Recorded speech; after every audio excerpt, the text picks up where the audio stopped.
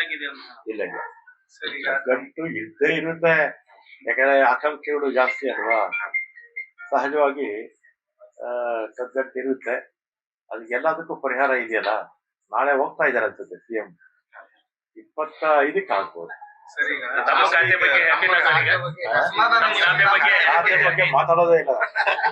ಅಲ್ಲ ಸರ್, ಈಗ ಬಹಳಷ್ಟು ಜನ ಬದಲಾವಣೆ ಆಗುತ್ತೆ ಅನ್ನೋ ನಿರೀಕ್ಷೆ ಇಲ್ಲ ಸರ್. ಅದ್ರ ಬಗ್ಗೆನೇ ಮಾತಾಡಲ್ಲ.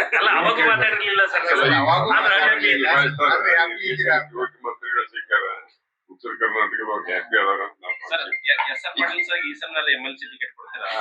ಎಸ್.ಆರ್. ಪಾಟೀಲ್ ಸರ್ಗೆ ಈ ಸರಿ ಏನಾದ್ರು MLC ಟಿಕೆಟ್ ಕೊಡ್ತೀರಾ ಅಂತ? ಇನ್ನ 4 ಸೀಟ್ ಖಾಲಿ ಇದಾವೆ. ಎಸ್.ಆರ್. ಪಾಟೀಲ್ ಈ ಭಾಗದ ಜನಪ್ರಿಯ ನಾಯಕರು. ಅವರೆಲ್ಲ ಕೂಡ ವಿಧಾನ ಪರಿಷತ್ನಲ್ಲಿ ಅಥವಾ ರಾಜ್ಯಸಭೆಗೆ ಅರ್ಹತೆ ಇರ್ತಕ್ಕಂಥವ್ರು ಅಲ್ವಾ. ಇದ್ರೆ ನಮ್ಮ ಕಾಂಗ್ರೆಸ್ ಪಕ್ಷಕ್ಕೆ ಅನುಕೂಲ. ಪಕ್ಷ ಅವ್ರನ್ನ ಕಡೆಗಣಿಸ್ತಾ ಇದೆ ಅಂತ ಅನ್ಸ್ತಿಲ್ವಾ ಸರ್?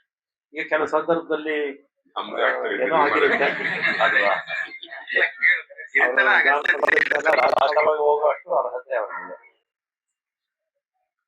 ಇದೆ ಸರ್. ಆದ್ರೆ ಅವಕಾಶ ಇಲ್ಲ.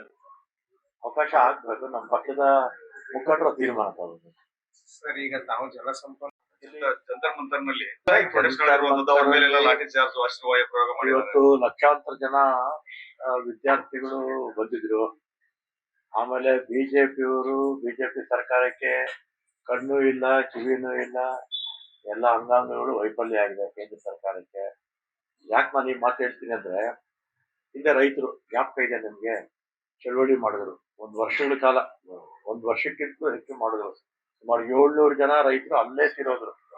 ನಾನಾ ಕಾರಣಗಳಿಂದ, ಕಾಯಿಲೆ, ಇನ್ನೊಂದು ಬೇರೆ ಕಾರಣಗಳಿಂದ. ಆವತ್ತು ಕೂಡ ಯಾರು ಬಂದು ಒಬ್ಬ ಕೇಂದ್ರದ ಸಣ್ಣ ಮಂತ್ರಿ, ಸ್ಟೇಟ್ ಮಿನಿಸ್ಟರ್ ಇದ್ದಾರಲ್ಲ, ಅವರು ಬಂದು ಮಾತಾಡ್ತಿಲ್ಲ. ಅವ್ರಿಗೆ ರೈತರ ಬಗ್ಗೆ ಅಸಹನೆ ಇದೆ. ಮತ್ತೆ ವಿದ್ಯಾರ್ಥಿಗಳು ಅವ್ರನ್ನ ಯಾರು ಏನು ಕೇಳ್ಬಾರ್ದು, ಅವ್ರು ಹೇಳ್ದಂಗೆ ಕೇಳ್ಕೊಂಡಿರ್ಬೇಕು. ಅವ್ರು ಕೇಳ್ದಾಗೆಲ್ಲ ಅವ್ರು ಓಟ್ ಹಾಕ್ತಾ ಇರ್ಬೇಕು ಅಷ್ಟೇ. ಅವ್ರೇನು ಕೆಲಸಗಾರರಲ್ಲ ಬಿಜೆಪಿ ಅವರು. ನರೇಂದ್ರ ಮೋದಿ ಅವರ ಆದಿಯಾಗಿ ಬಿಜೆಪಿ ಯಾರು ಕೂಡ ಸಾರ್ವಜನಿಕರ ಕೆಲಸ ಮಾಡಲ್ಲ. ನಮ್ಮ ಹಕ್ಕಿಗಾಗಿ ಹೋರಾಟ ಮಾಡಿದವ್ರ ಮೇಲೆ ಒಂದು ರೀತಿ ಸರ್ವಾಧಿಕಾರಿ ಧೋರಣೆ ಸರ್ವಾಧಿಕಾರಿ ಧೋರಣೆ ಇಲ್ಲ,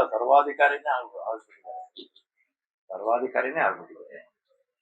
ವಿದ್ಯಾರ್ಥಿಗಳ ಮೇಲೆ ಹೆಂಗ್ ಬೇಕಾದ್ರೆ ಹೊಡೆದಿದ್ದಾರೆ. ವಿದ್ಯಾರ್ಥಿಗಳ ಮೇಲೆ, ರೈತರ ಮೇಲೆ, ಮತ್ತೆ ಹೇಳಿ ಕೇಳಿ ಬಿಜೆಪಿಯವರು ಮಹಿಳಾ ವಿರೋಧಿಗಳು ಅಲ್ವಾ, ಮನುವಾದಿಗಳು, ದಲಿತರ ವಿರೋಧಿ, ಕಾರ್ಮಿಕರ ವಿರೋಧಿ, ಎಲ್ಲ ಜನರ ವಿರುದ್ಧ ಆಗಿರ್ತಕ್ಕಂಥ ಕಾನೂನುಗಳೆಲ್ಲ ಜಾರಿ ಮಾಡಿದ್ದಾರೆ. ಆದ್ರೂ ಕೂಡ ಜನ ಯಾಮಾರ ಅವ್ರು ಓಟ್ ಹಾಕ್ತಾನೆ ಇರ್ತಾರೆ. ಇದು ನಮ್ಮ ದೇಶದ ದುರಾಡಳಿತ.